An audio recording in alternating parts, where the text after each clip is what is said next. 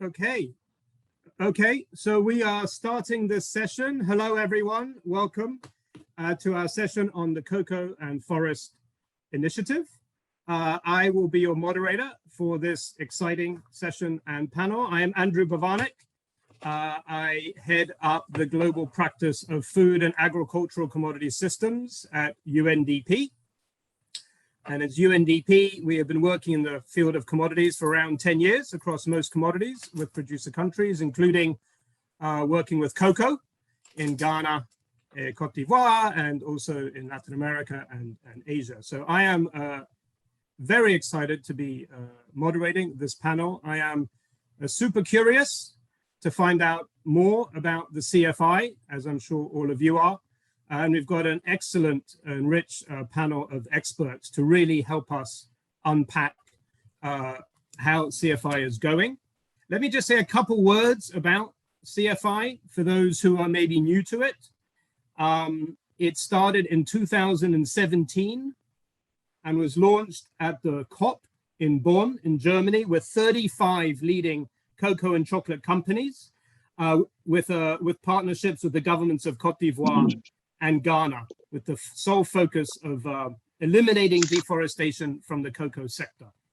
And in 2019, the CFI expanded to Colombia with the Cocoa Forest and Peace Initiative. And we are fortunate to have representatives of all three countries with us today on the panel. So after 4 years of signing the CFI framework, I think it's a very important point to start reflecting on what's happened over the 4 years. What dreams have been met, what expectations have not yet been met, and to reflect and learn and how CFI has gone over the last 4 years. And also, I believe with CFI at a time where they are looking ahead to their next phase. So I'm sure they will be welcoming all types of questions and thoughts and comments from all of yourselves. So, we're all aware, I think, of the complexity of trying to tackle deforestation, not just from cocoa, but any commodity and agriculture, and the importance of collaborative action and bringing all stakeholders to the table. And indeed, the complexity involved with that too. So, hats off to CFI and to all the panelists, because you really are tackling not only an important issue, but a complex one. And so I am very much looking forward to helping, as I say, sort of unpack how CFI has gone and to help the audience learn both your successes, but also hopefully we can have a very honest conversation and hear about the challenges too, because that's how we all learn and that's how we improve, is to really dig deep and understand what is blocking us all from achieving our goals, which in this case is deforestation. So welcome to the session, everyone. What I'd like to do right now is just introduce you to the panelists. We actually have, I think, 6 to 7 panelists, and let me just tell you who they are, and then we'll get started. So we have Bru Aya Odette, from the Women's Group leader and leader of a village savings and loan group called a VSLA. We have Yensa Traore, who is a technical advisor to the Ministry of, to CFI and to the Ministry of Water and Forests in Côte d'Ivoire. We have hopefully Joseph Osiakwan, who is the Chief Planning Officer and Policy Coordinator in the Ministry of Lands and Natural Resources in Ghana. And both have played key roles in representing their respective governments in the CFI. And then from the corporate world, we have Cedric Van Koosen, who is Associate Director of Cocoa Life in Mondelez. And we have Leone Verrier, who is the head of cocoa agroforestry in West Africa for Olam Food Ingredients. And both play very central roles in their company programs on environment and deforestation. And then we also have Valérie Reboud, who is the Côte d'Ivoire country manager for IDH and is responsible for IDH's programs on sustainability of cocoa in Côte d'Ivoire, as well as helping facilitating the Cocoa and Forest Initiative. And finally, we have Wendy Arenas, the director of Alisos for the Cocoa Forest and Peace Initiative in Colombia. So welcome all. It's a very impressive, rich, diverse panel, which is what we need if we're going to be talking about multi-stakeholder collaboration. So welcome. And with that, to kick everything off, WCF actually have prepared a very short video to sort of illustrate multi-stakeholder collaboration. So if we can quickly show the video, we'll do that, and then we will come back and start our Q&A.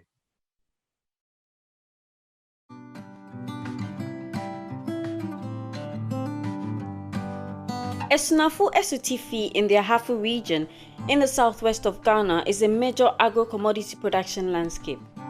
Producing about 10% of Ghana's cocoa, it is one of 6 priority hotspot intervention areas. The Ghana Cocoa Forest REPLAS program is one of 5 subnational programs in Ghana's REPLAS strategy, which was launched in 2016.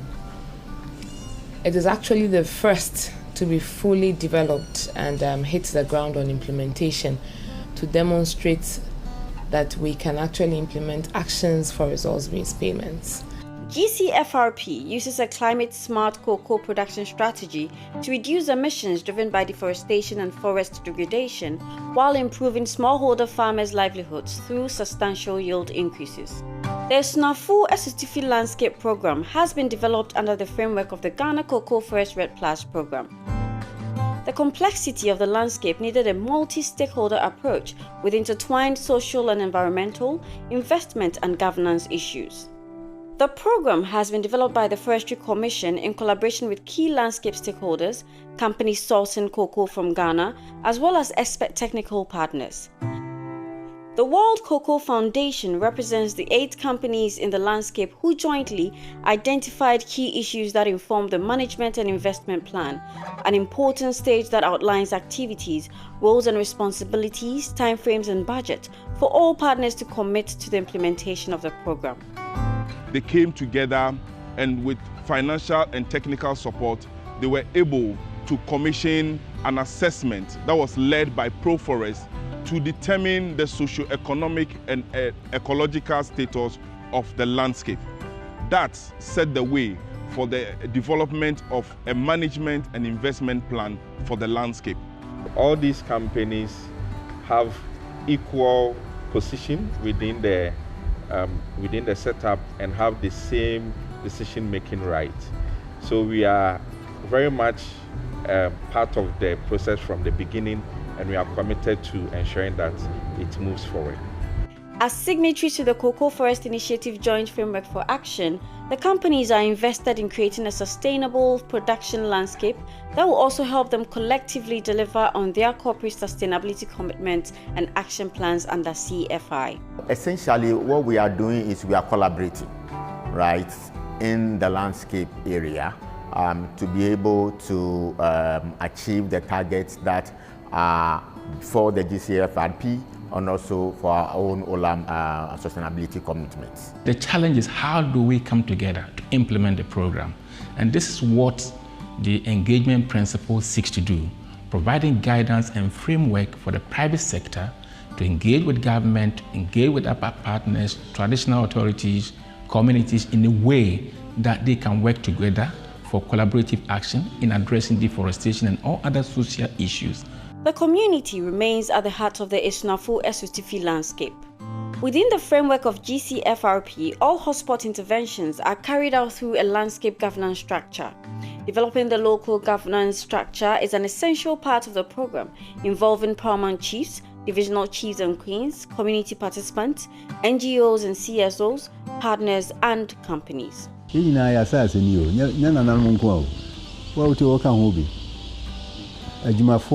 Companies like I say, so no can be a bank or 4 can be. And a bank crew in a can be. Multi-state. Deforestation is one critical challenge that individual companies will not be able to address alone. It requires collective efforts with our competitors, with governments, with civil societies, with traditional authority, and people living in the community to actively and fully address it. Knowledge sharing and training is a key element within the program aligned to the landscape governance structure. All parties should feel empowered and included to manage the natural resources in the most responsible and sustainable way.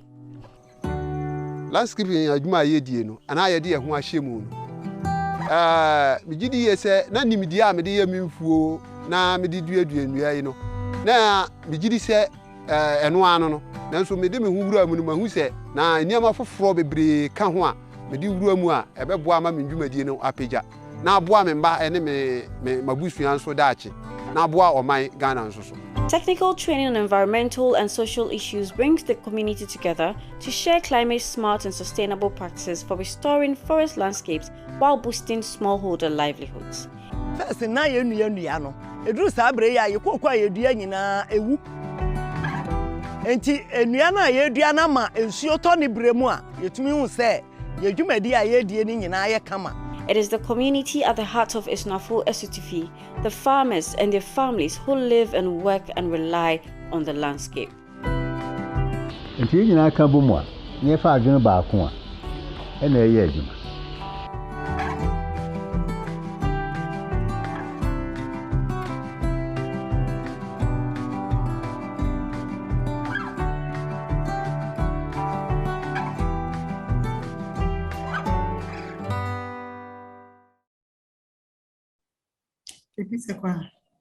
Okay, so welcome back, everyone. I hope you enjoyed that video. Apologies for the delay. I suppose you could say we were demonstrating some of the challenges of multi-stakeholder collaboration as we were trying to get our translation services figured out amongst the speakers. So just one tiny little element of what it takes to actually collaborate across countries and across languages.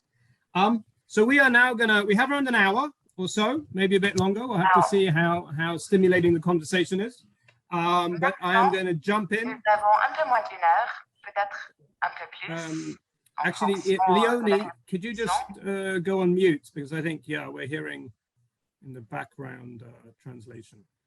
Great, thank you. So we're going to jump straight in to some questions. I think I'm going to mix and match this between asking some follow-up and trying to get through the panel and really try to stimulate a conversation here, so we can really dive deep and unpack CFI. And so please also, guys, as you hear responses from the panelists, feel free to put questions down in the chat and they will be passed on and we will do our best to answer some, if not all of them. Okay, so with that, I thought it'd be very nice to start with a view from the ground. So we are going to go straight to Madame Brou, who is the women's group leader. And I'd like to ask you, Madame Brou, in your community, how have you been tackling deforestation? And, could you maybe describe to us how you have seen support for your community to tackle deforestation change over the last few years since CFI has started? So any impressions you can give us from the ground on how you feel CFI or deforestation efforts have actually physically, supported and helped your community would be a great way to start the conversation. So over to you, if you.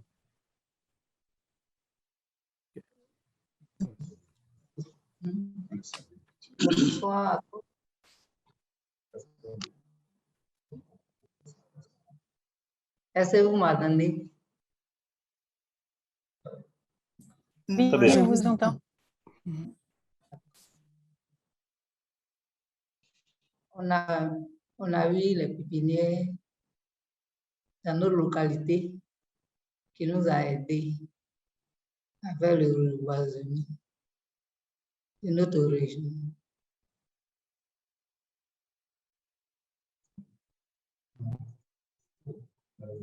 Et on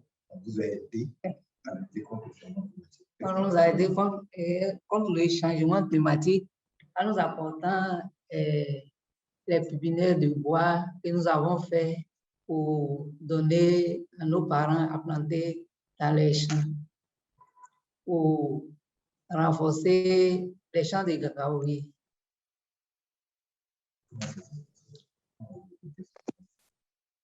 Impact comme est venu nous aider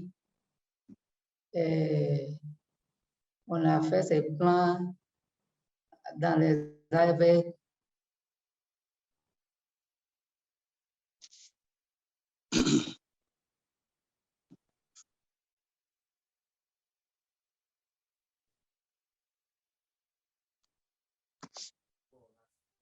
ça a aidé nos familles parce qu'avant, où nous n'avions pas encore eu ce projet, les femmes souffraient beaucoup. Comme les champs sont devenus très vieux, ça ne produit plus et les maris ne peuvent pas faire face à les dépenses des femmes. Mais grâce à ce projet, les femmes ont eu de l'argent dans les caisses d'avec et pendant la rentrée, on fait face aux dépenses de nos enfants aussi. Et cet argent aussi a aidé les femmes à pouvoir s'épanouir dans un peu de tout. D'autres font du commerce. En tout cas, ça nous a beaucoup aidé.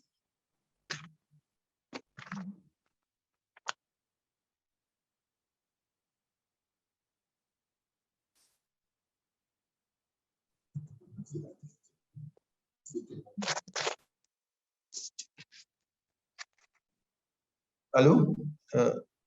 Est-ce que tout le monde a entendu ce que Madame Brou a dit?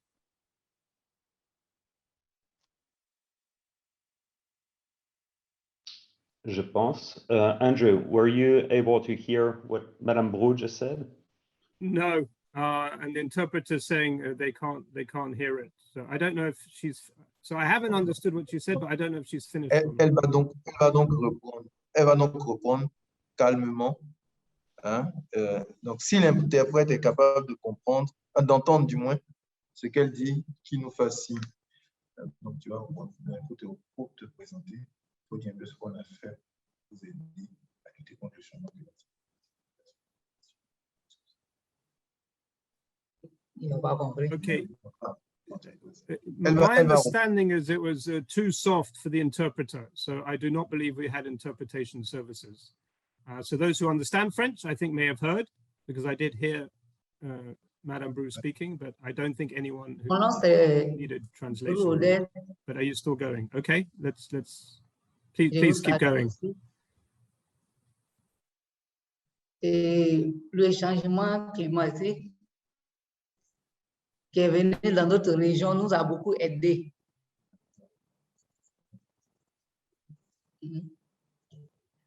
On nous a envoyé des plans que nous avons mis, les avec, on fait les pépinières. On a mis dans nos champs qui nous a beaucoup aidés.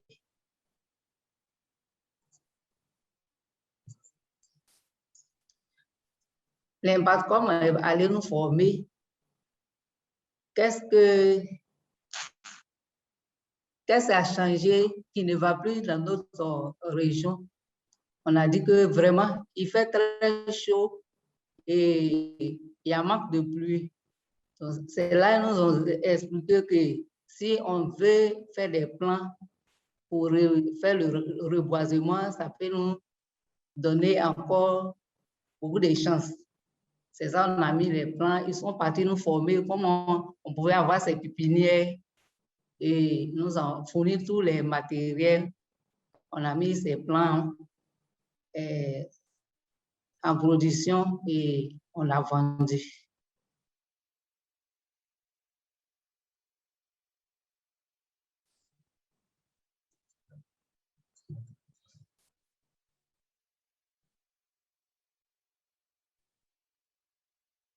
Yeah. Okay, great. Well, thank you for that. That's exciting to hear that you've been receiving trees and are involved in, I suppose, reforestation efforts, but also with a commercial angle to it. So that's a nice way to kick us off. And thank you, Madame Brou. Let me, in the interest of time, move on, and we'll come back to you later. But let me move now to an old friend of mine, Cedric. We've known each other a very long time, and I know you like to hit us with truth bombs and give us the real deal. So, let's kick off with you, and I'd love to hear you've been involved with CFI from the beginning. And as you know, Mondelez has a large existing cocoa program with Cocoa Life.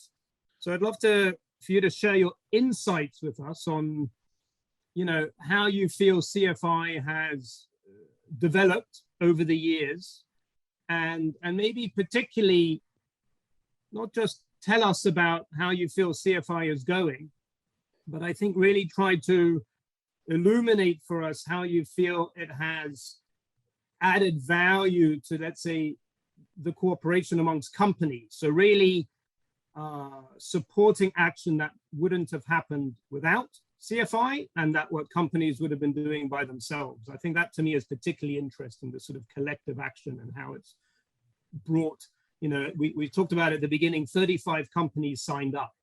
So, it'd be great to get your insights on maybe what yourselves are doing differently, but what you think companies are doing differently and better because of CFI and how that's all going. So over to you, Cedric. Great, thanks, Andrew. Well, first I want to insist that I think CFI is really unique and I think has been quite successful so far. Again, getting 35 companies to work together with 2 governments is never easy, of course, but I think when we look at the progress so far, I think there's quite a lot to celebrate. And I hope we'll be able and we'll find time to celebrate next year when we get to the end of the first phase of our action planning. I think what it brought us, the added value for companies, I think can be at a different level. First, I think we built a certain collective knowledge and understanding on the topic. When we started the discussions around this 3 or 4 years ago, it was still quite new, to be honest. We knew how to train farmers. We had a good understanding of productivity. We had some work, working on child protection, but deforestation was quite new. And it opened the door to an entire new world, I think, to a lot of us. And so building that collective knowledge, because we are gathering together all the companies with good coordination from WCF, of course, and we've been having calls every 2 weeks where I think we've been sharing a lot about definitions, about understanding about the issue we have, building together a common M&E framework, which was of course not easy, again, which required aligning on methodologies to collect data and on definitions. But then also we started to have some collective actions. And one example that I'm really happy with is a landscape approach we have in Ghana, in Asunafo. There's no way a company alone could work across an entire landscape. And there we've been quite successful so far because we set up a consortium of, I think, 8 companies working all together on that landscape. We started with a first assessment, and the idea now is to come with a management plan for the landscape, working together with the government. Again, these kind of things could not be done alone. So I think there were some collective actions, there was collective knowledge, but I also think there's much more we should focus on over the next phase in the next 3 or 4 years.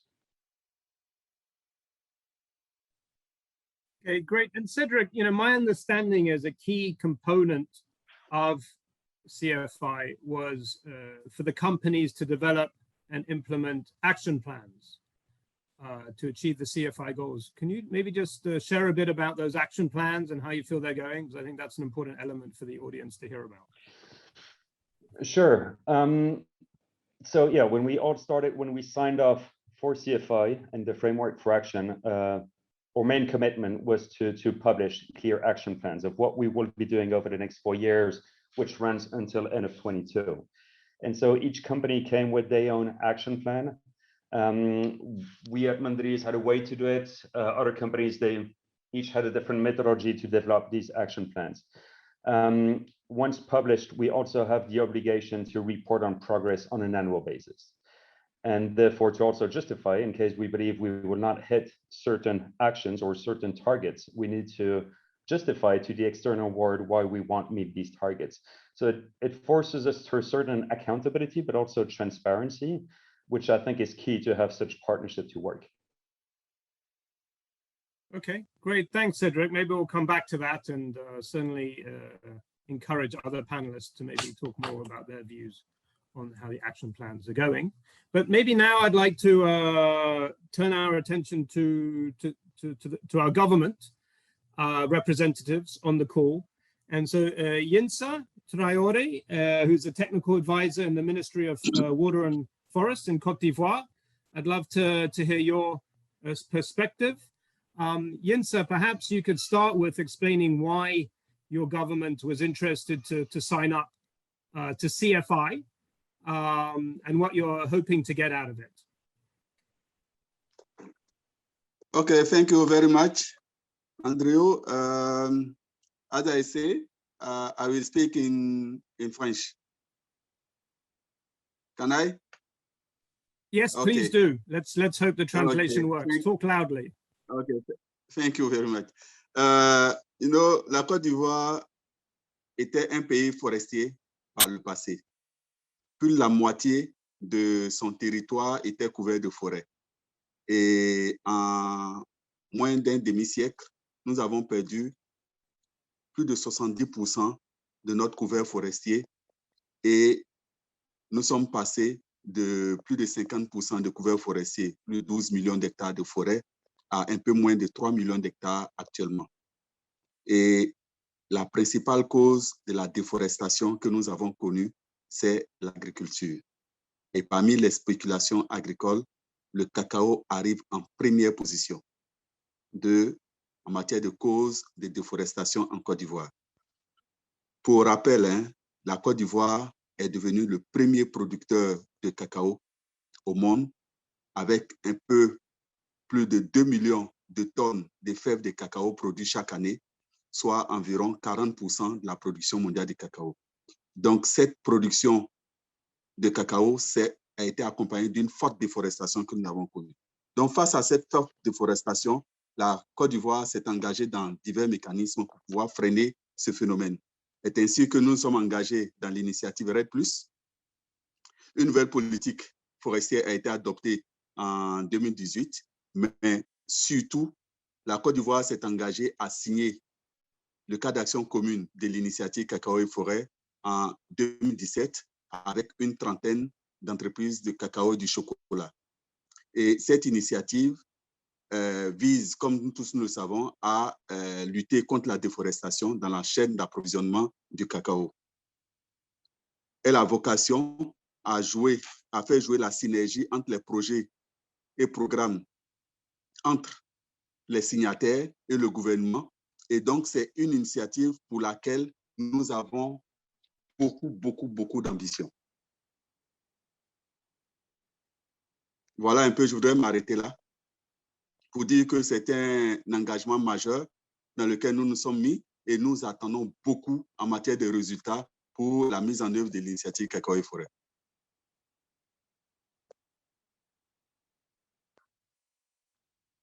Thank you.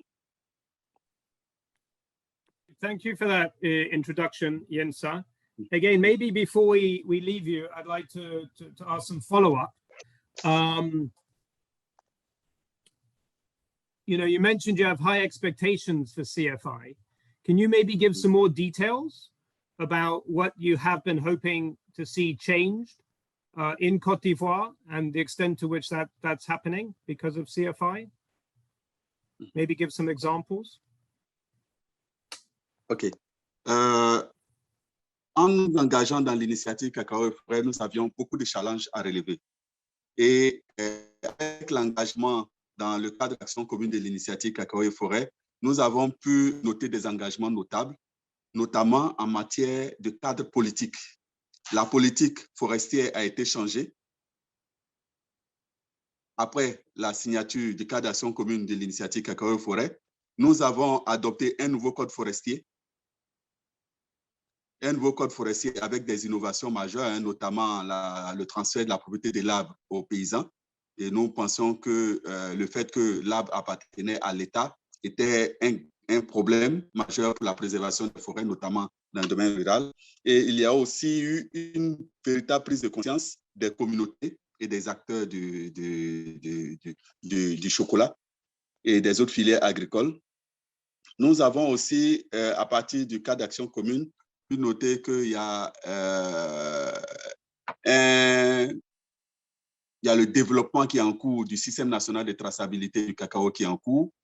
Cela a démarré par une étude de faisabilité du système national de traçabilité, mais il y a aussi eu le recensement des producteurs de cacao et des vergers qui a été fait par le Conseil du café cacao sont des éléments qui concourent à l'atteinte des résultats poursuivis par l'initiative Cacao et Forêt. Il y a des éléments, d'autres éléments concrets aussi qui ont été obtenus à travers l'engagement dans l'initiative Cacao et Forêt, notamment il y a un système de surveillance, un système national de surveillance de la déforestation qui est en cours de développement, déforestation et alerte précoce de la déforestation. Il y a aussi un élément, un acte majeur aussi, c'est l'engagement à la zéro déforestation par tous les acteurs de la filière. Il y a aussi un élément important aussi que nous voulons souligner, c'est l'engagement dans la promotion de l'agroforesterie par les compagnies, mais aussi par les producteurs de cacao. Ce sont des éléments importants que nous devons mentionner et l'engagement, enfin pour terminer, l'engagement à accompagner l'État dans la politique de reforestation, notamment les actions majeures que nous menons, les reboisements qui sont faits par l'État et qui sont soutenus par le secteur privé du cacao.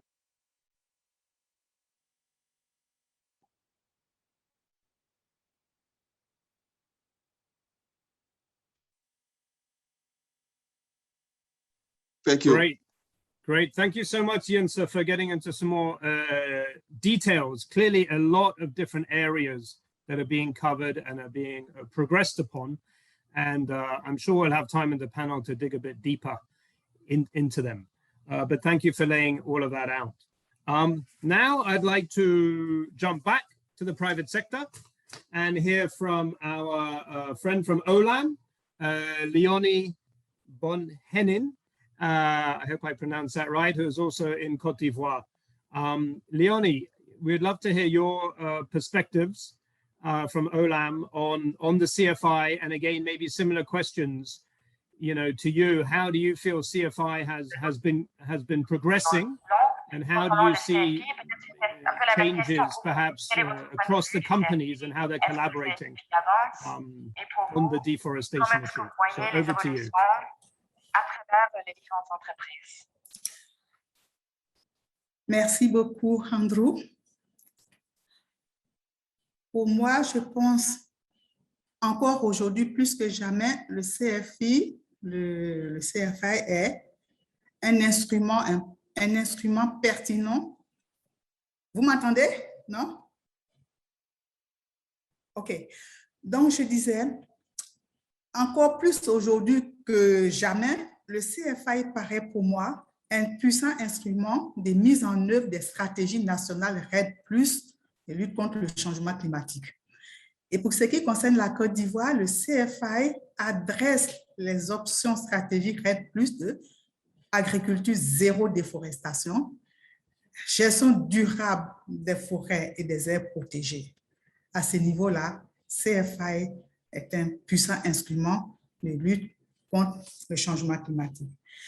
CFI a un grand potentiel dans ces domaines, surtout en matière de développer des marchés de carbone, mais aussi préserver la biodiversité à l'échelle des paysages nationaux. Donc, voilà comment je perçois l'intérêt de CFI et voilà comment je peux décrire le potentiel de CFI en termes de lutte contre le changement climatique, séquestrer le carbone. Tous les arbres que nous plantons séquestrent le carbone, que ce soit dans les plantations des producteurs.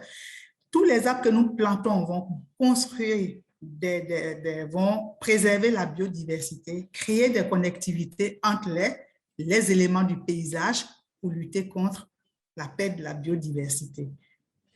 Donc, voilà comment je perçois le CFI. Maintenant, quels sont les obstacles pour mettre en œuvre le CFI? Je pense qu'il y a, comme disait Cédric, il y a un grand pas qui est fait dans la compréhension de la stratégie.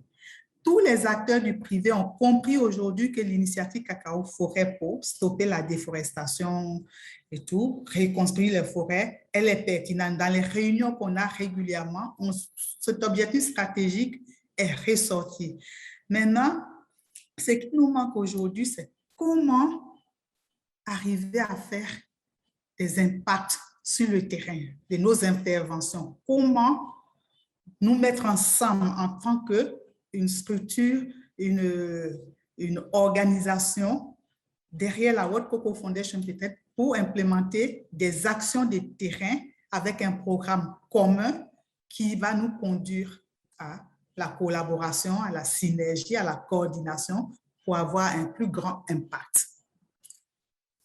Il est certes vrai que gouvernement et entreprises sont convaincus que le CFI est important, mais il reste encore à se mettre ensemble pour discuter, clarifier les modalités d'implémentation, les modalités de nos interventions sur le terrain, en termes de modalités partage des bénéfices liés au carbone, en termes de rôle et responsabilités vraiment sur le terrain.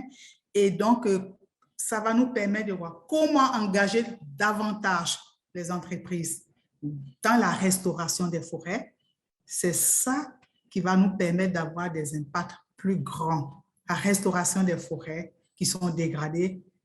Si on le fait comme un seul homme, en commun, une initiative collective, on va y arriver à faire des impacts plus grands. Parce que tout seul, chacun dans son coin, on n'y arrivera pas vraiment.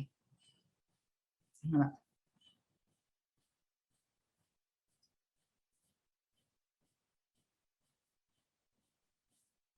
Great. Thank you, Leonie.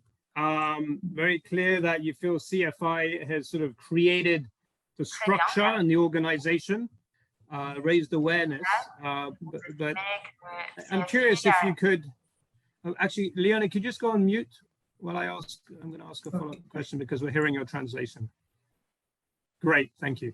So, Leonie, again, maybe I just push you a little bit to, if you can maybe share your thoughts on how CFI can get more concrete.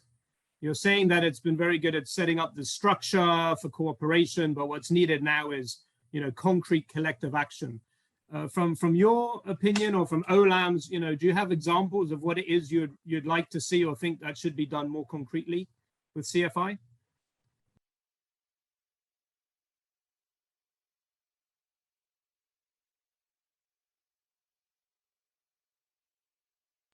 Now you need to come off mute. There we go. Ouais. Okay. Effectivement, nous pensons que réellement les grands défis à relever dans la Côte d'Ivoire et dans les principaux pays signataires de l'initiative Cacao Forêt, c'est d'arriver vraiment en tant qu'industrie à contribuer à la réhabilitation des forêts dégradées pour parvenir à 20% des forêts, par exemple, sur les territoires, ce qui nous permettra de créer des conditions favorables pour l'agriculture. C'est en agissant au niveau des paysages, en agissant en tant que même communauté, en partenariat avec l'ensemble des acteurs, que nous pouvons arriver à faire ça. Concrètement, sur le terrain aujourd'hui, on dit, OK, il faut, CFI a comme indicateur le nombre de la superficie des forêts restaurées. Mais la restauration des forêts pour avoir des grandes superficies et mobiliser les fonds carbone pour arriver à faire vraiment de l'impact, il faut aller à l'échelle des forêts classées pour lesquelles, qui constituent la réhabilitation des forêts, qui constitue un des piliers aussi du CFI. Et c'est ça aujourd'hui que toutes les entreprises doivent faire parce que tout le monde sait aujourd'hui que les forêts classées ont besoin d'être restaurées. Il n'y a pas de secret que l'agriculture, que ce soit le cacao, a contribué à la dégradation des forêts. On a fait le RED+, on a fait la SPREF, on a fait le CFI. On n'est plus aujourd'hui à identifier des coupables, à citer des coupables. On est aujourd'hui à développer une action commune, à mettre nos énergies ensemble pour relever ces défis de la reforestation. C'est ça, le défi de la décarbonisation. Donc, concrètement, il faut inviter les entreprises du secteur café à parrainer des forêts, à les réhabiliter ensemble avec le gouvernement. Mais il appartient au gouvernement de définir des modalités claires, incitatives pour le secteur privé, pour l'engager à l'accompagner dans la réhabilitation, la reforestation.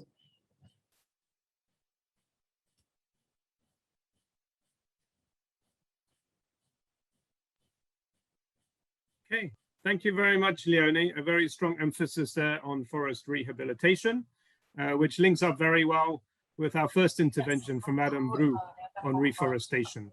Actually, if Leonie, if you can go back on mute.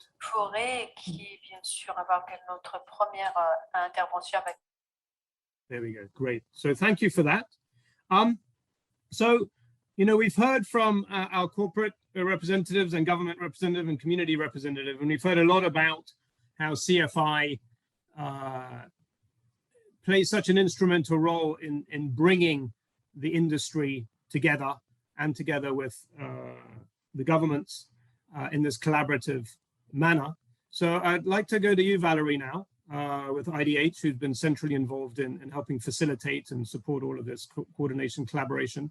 Could you maybe share your views on how you feel the process of CFI has gone, and maybe, you know, some of the lessons learned and challenges that you and we all face in trying to support multi-stakeholder collaboration, particularly around deforestation, but in general as well. So yeah, please share your insights, Valerie. Over to you.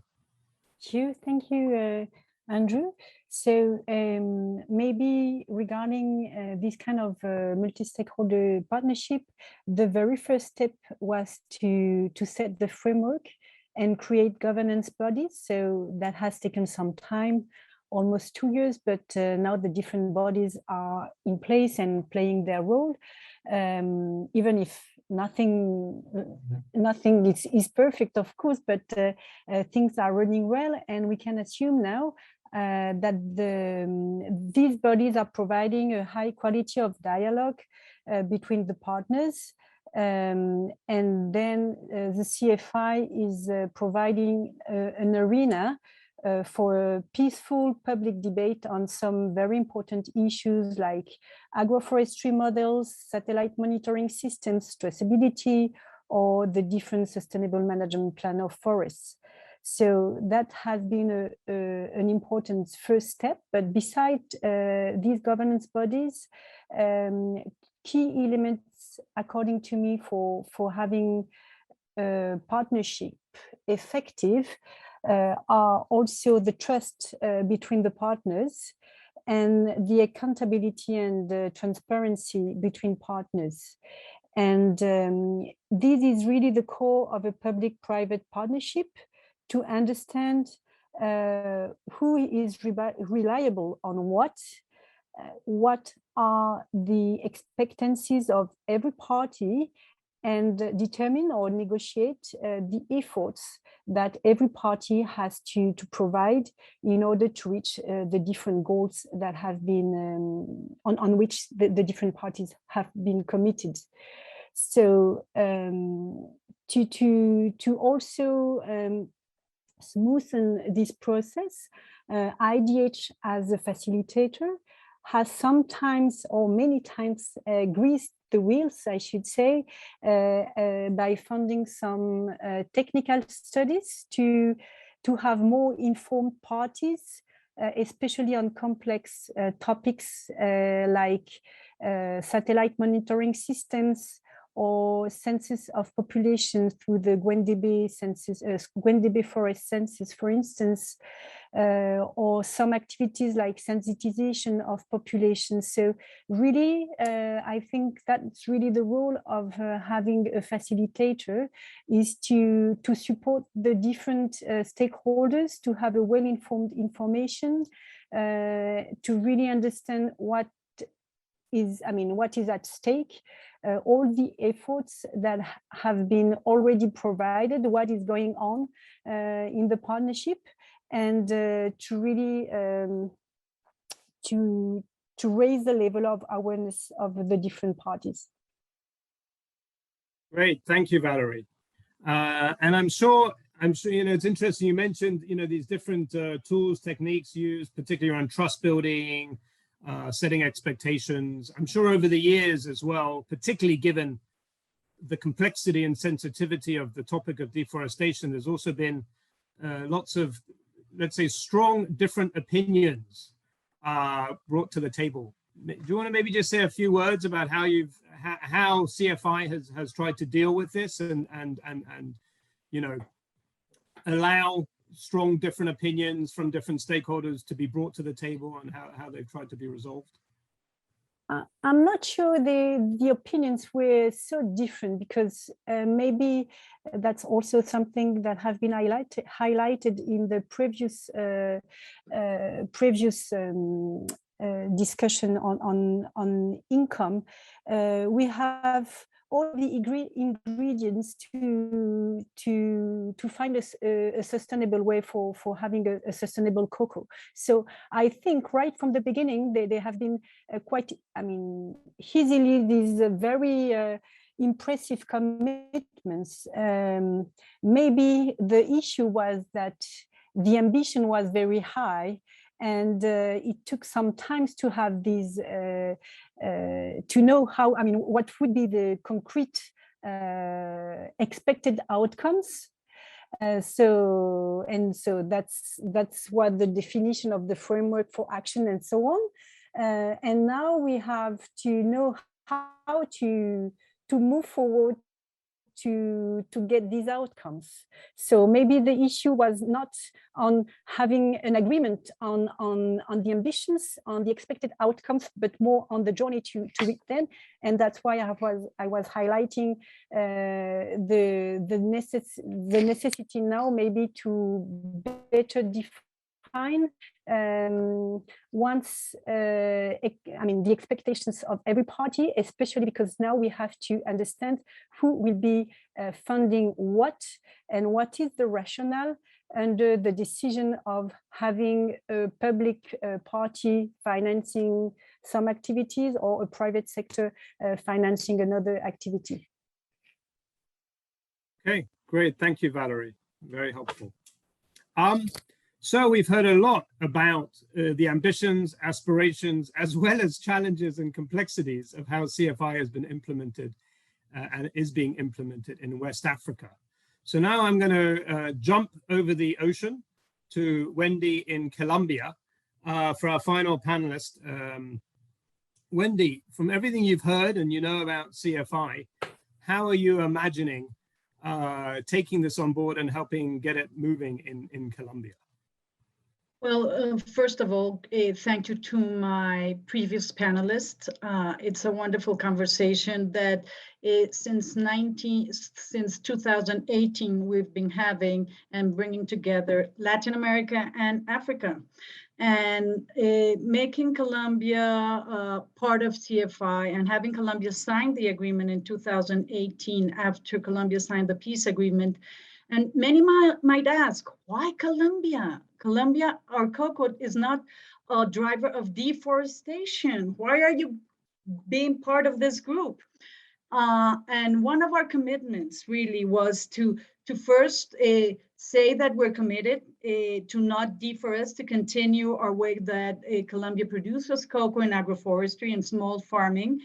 And also because the peace agreement started to emerge in the peace agreement, as Leonie was saying very vividly, and also Madame Bru was saying, cocoa in agroforestry is a great restoration strategy. And in the areas where the conflict took place, there's a lot of area deforested where cocoa in agroforestry becomes a very important strategy to better the livelihoods and help implement the peace agreement.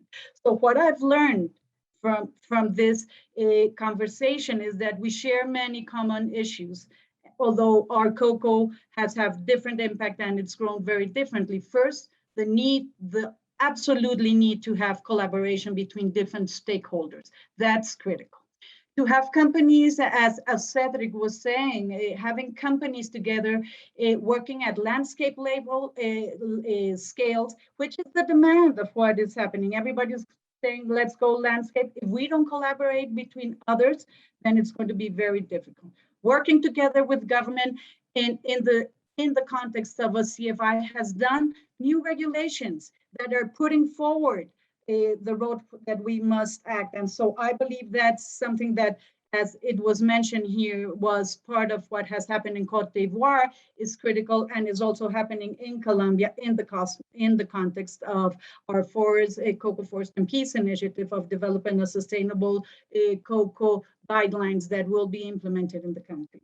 And what I've learned in this conversation, if I can say, it's not an easy pathway. Sitting together with different stakeholders with different interests is not easy, but we've learned to have honest dialogue as well. And one thing that I really like to pick up from Valerie is saying, maybe it was too soon to put such an ambitious targets, because first you have to meet and build trust and understand that collaboration is not easy, but if you have impacts, after long trust, a road of construction of trust, then maybe your targets will be met. And I think that conversation, that building of trust, the traceability that is required, the accountability, mixing monitoring of deforestation at land scale label with traceability that companies required for the markets are huge challenges. And most of the time, it goes all the pressure to the small farmers.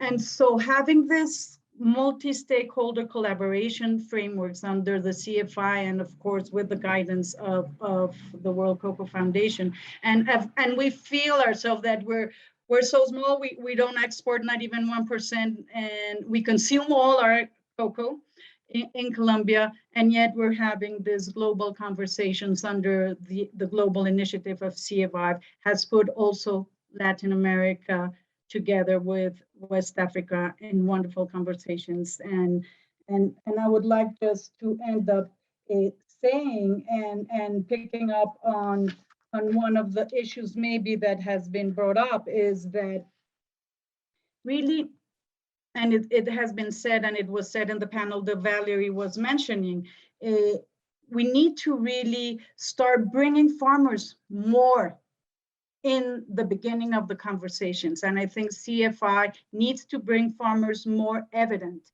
in the conversations, and the associations of producers and farmers themselves as being critical, as well as governments, as well as companies. And in Colombia, of course, NGOs have a very big role. So those are my reflections. Well, thank you so much, Wendy. That was fascinating. And I feel very confident that Colombia cocoa is in good hands with you taking forward CFI there. So thank you.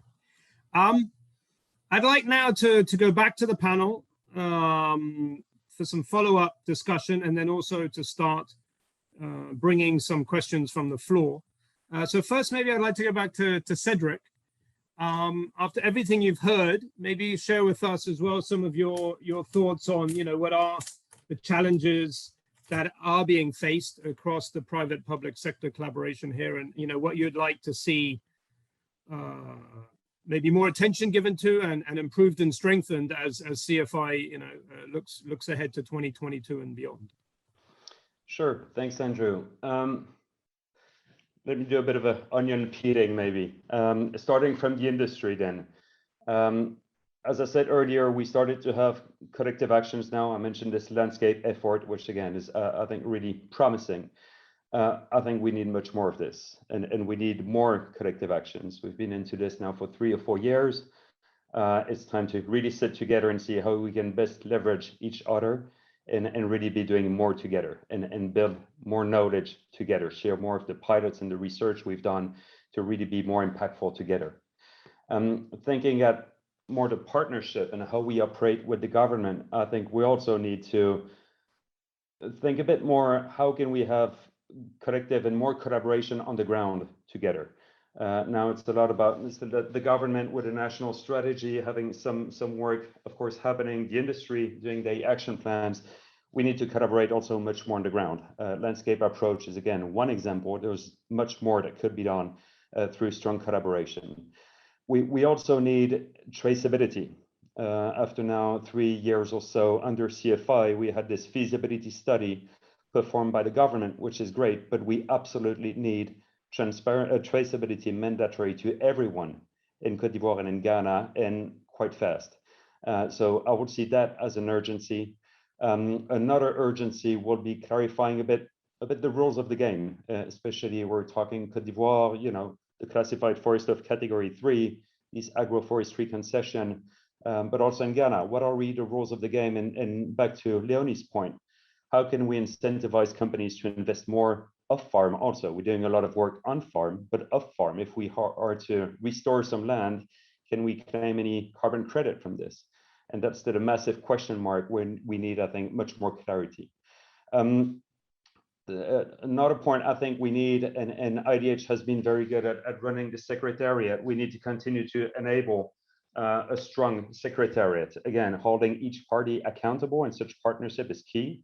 We need respect, and that's critical. And I think hopefully we're getting there and we make good progress, but we need much more accountability and be able to have these sometimes very tough discussions.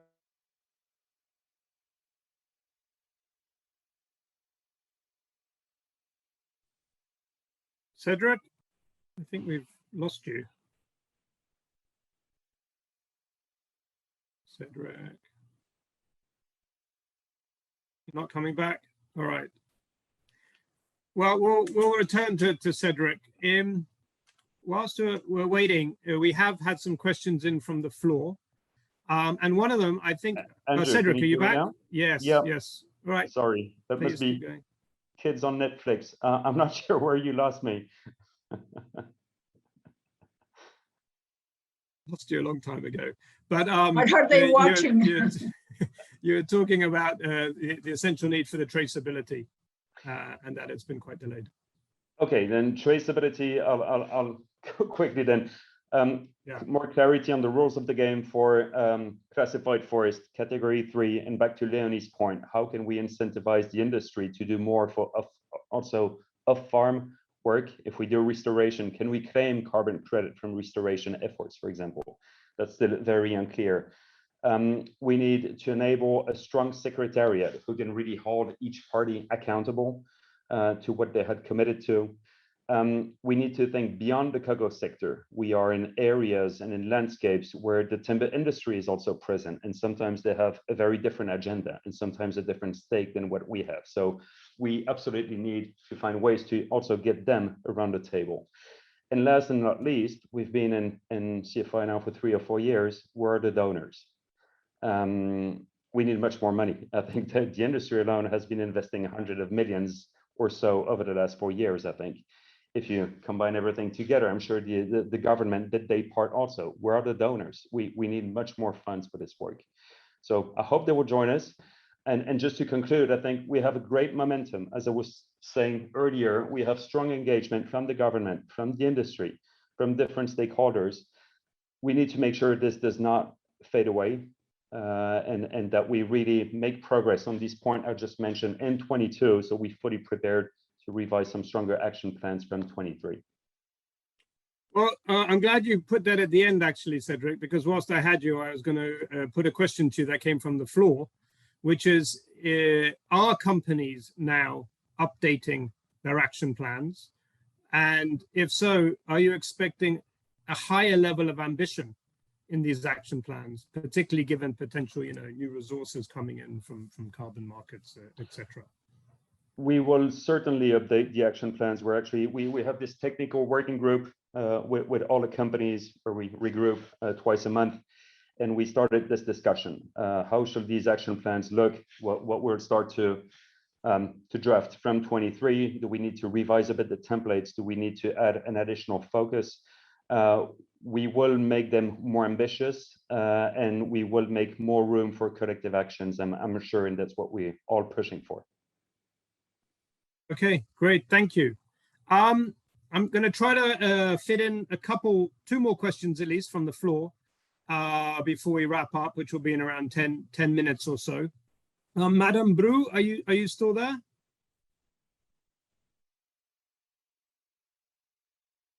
Yeah, Madame Bru? Yes, good. Welcome back. We had a question from the floor about what increased or new incentives would be useful for communities that could be provided by companies or governments, but incentives that could really help communities both conserve their forests and replant. So would you like to maybe give your thoughts about what more additional support and incentives communities like yourselves would value and benefit from, so that companies and governments can start gearing up to try to help and support further?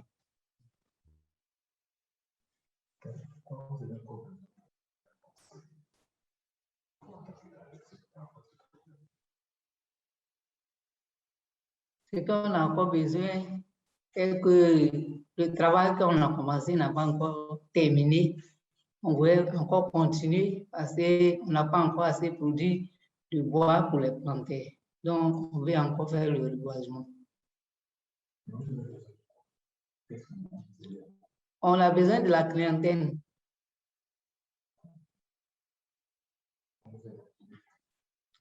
Oui, aidez-nous à trouver les clients. Quand on produit ces bois, ils vont prendre pour donner à nos planteurs.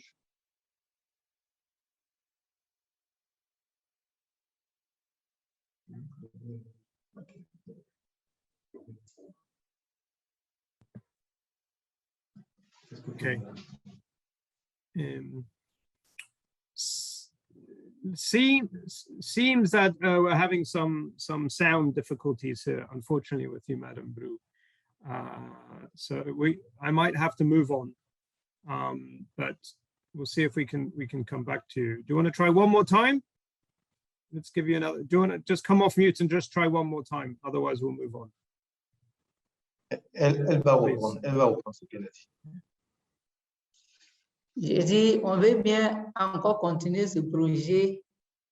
On a besoin des matériels pour pouvoir travailler.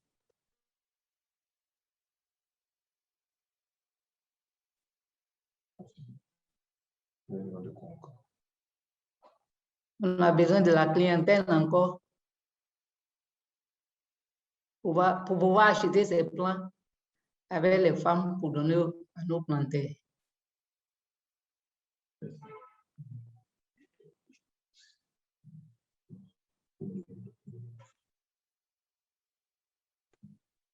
Okay.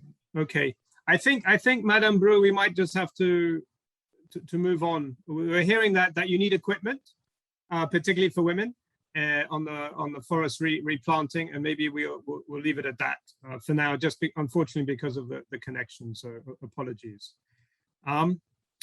We have around 10-15 minutes left for those who are interested to stay on. We will probably continue a bit past the hour. So I'd like to move to Yinsa, again, going back to the government of Côte d'Ivoire. Yinsa, maybe can you put your video on if you can? And there is a question from the floor. Yes, of course.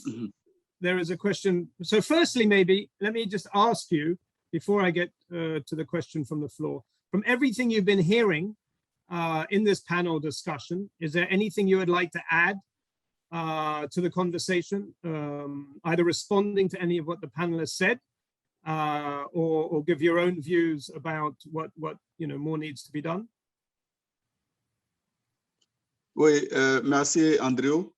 Ce que je voudrais ajouter, en fait, c'est d'abord d'indiquer que pour la mise en œuvre de l'initiative cacao et des actions prévues au niveau du plan d'action de l'initiative cacao et forêt, il est nécessaire d'avoir beaucoup de ressources. Et nous pouvons, à ce stade-là, saluer l'engagement des compagnies privées du cacao et du chocolat à contribuer à la mise en œuvre des actions.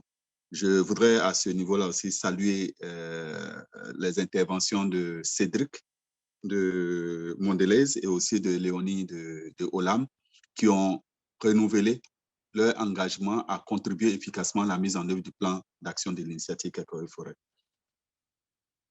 Les actions de reforestation coûtent de l'argent et le gouvernement seul ne peut pas faire face aux activités qui sont prévues pour reforester le pays. Bon, nous connaissons tous la situation des forêts classées de Côte d'Ivoire. Dans la zone forestière, la plus grande partie des forêts classées ont été classées en catégorie 3, c'est-à-dire les forêts qui sont fortement dégradées. Et nous avons besoin de les réhabiliter, de reforester ces espaces-là, et l'engagement du secteur privé à nos côtés, aux côtés du gouvernement, pour réhabiliter les forêts et à saluer. Nous, il y a déjà des compagnies qui sont engagées à nos côtés par rapport à certaines forêts classées en termes de réhabilitation. Je voudrais saisir cette occasion-là, cette lucane-là, pour vraiment lancer l'appel vis-à-vis du secteur privé du cacao à venir soutenir davantage l'État de Côte d'Ivoire, le gouvernement, à réhabiliter ces forêts, aussi bien dans le domaine rural, ce qu'ils font déjà à travers les activités d'agroforesterie et de préservation des espaces forestiers dans le domaine rural, mais aussi dans les forêts classées. Parce que là, c'est les terres de l'État et les terres sont sécurisées. Nous avons besoin d'un accompagnement aussi bien des partenaires techniques financiers, mais aussi et surtout des compagnies privées du cacao et du chocolat à travers le cadre d'action commune que nous avons signé ensemble à Bonn pour nous aider à réhabiliter ces espaces forestiers. Donc, je voudrais saluer cet engagement qui a été renouvelé par les compagnies et dire qu'au-delà du défi des ressources financières qui se posent pour réhabiliter les forêts de Côte d'Ivoire, il y a aussi d'autres défis qui se posent, notamment un des éléments importants que nous avons énoncé tout à l'heure, c'est la mise en place d'un système national de surveillance des forêts, un système de surveillance de la déforestation. Nous avons commencé les démarches à ce niveau. Il y a un cahier des charges qui a été fait à ce niveau. Il reste maintenant à financer cette activité pour que nous puissions surveiller efficacement les forêts de Côte d'Ivoire afin de prévenir leur dégradation par les populations ou toute activité anthropique. Autre élément aussi, c'est l'opérationnalisation du système national de traçabilité du cacao. On l'a indiqué, il y a une étude de faisabilité qui a été faite. Il y a le recensement des producteurs de cacao qui a été fait, le recensement des parcelles de cacao qui a été fait. À partir de ces deux éléments-là, le recensement plus l'étude de faisabilité du système national de traçabilité, il reste maintenant à opérationnaliser un système national unique de traçabilité du cacao. Donc, pour cela, nous avons besoin de toutes les parties prenantes.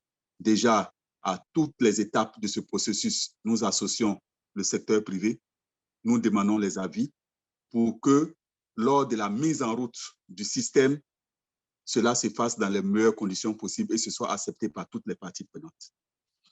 Autre élément aussi qui a été énoncé, c'est l'approche paysage. Nous sommes conscients, c'est vrai que le cacao est le principal moteur de la déforestation, mais la filière cacao seule ne peut pas adresser la problématique de la déforestation. Donc, l'approche paysage est importante. Nous insistons dessus.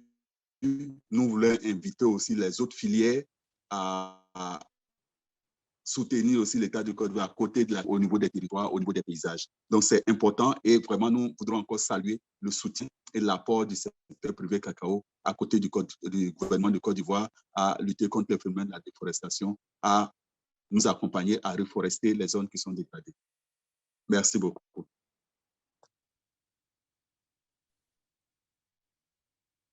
Thank you. Great. Thank you, Yinsa. You put a lot on the table just there. So there's clearly a lot of work ahead for everyone. I'm actually being requested to move to wrap up the session very soon. So I would just put the ask to anyone in the panel, would anyone like to respond to Yinsa or give any closing comment? You can just raise your hand if you want to say a word at this point. Partager des commentaires qui s'opposent à ce qu'il a dit. Vous pouvez lever la main si vous voulez parler. You've come off mute, Leonie. Would you like to respond to Yinsa or make a concluding comment? No. Yes? Oui. Est-ce que vous voulez répondre à Yinsa ou bien vous avez un commentaire? Je voudrais faire un commentaire. Je voudrais faire un commentaire, une recommandation. Merci beaucoup, Andrew. C'est vraiment ce que Enza vient de dire et tout. Il reste de la part des politiques publiques de faire l'effort de nous clarifier le cadre d'opérationnalisation de tous ces engagements-là, de définir un cadre très excitant, très transparent, très clair et l'industrie est prête à les accompagner. Nous attendons ces cadres-là dans le cadre de l'aménagement, de la restauration écologique.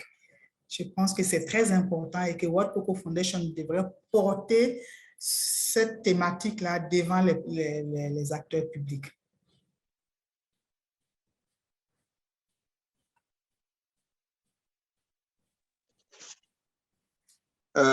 Merci Léonie.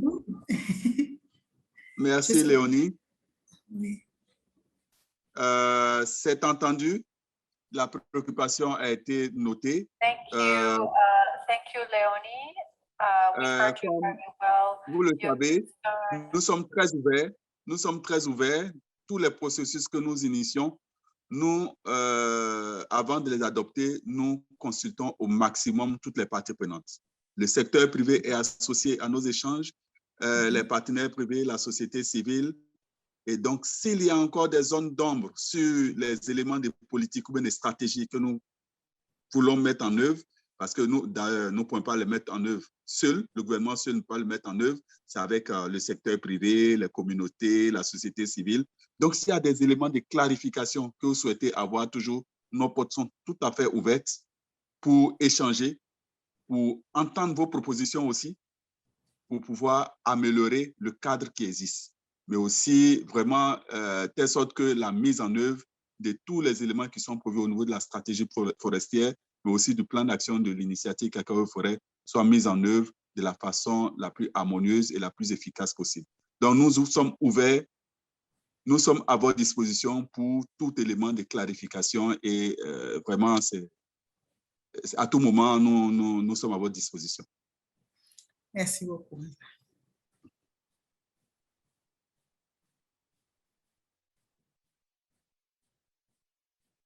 Great. Thank you both. I feel that was a nice little insight for everyone out there on how CFI works in terms of facilitating dialogues and discussions and putting everything on the table between public and private sector. So what a great way to end the panel. Thank you, Leonie and Yinsa, for that little sub-conversation, shall we say. And with that, I think I will close this out so everyone has time to get to the next session. But I hope you all found this useful. It is work in progress. I congratulate CFI and all of our panelists for the great work you're doing and for the great work you will be doing going ahead, and also in Colombia too. And specifically, a thank you to Madame Bru, Cedric, Valerie, Leonie, Wendy, Yinsa. You've been fantastic panelists. I think you really gave some authentic sharing about the challenges and successes that CFI have had. And with that, I thank you all, and thank you all for joining the session, and I will close this out and have a great rest of the day. Merci beaucoup.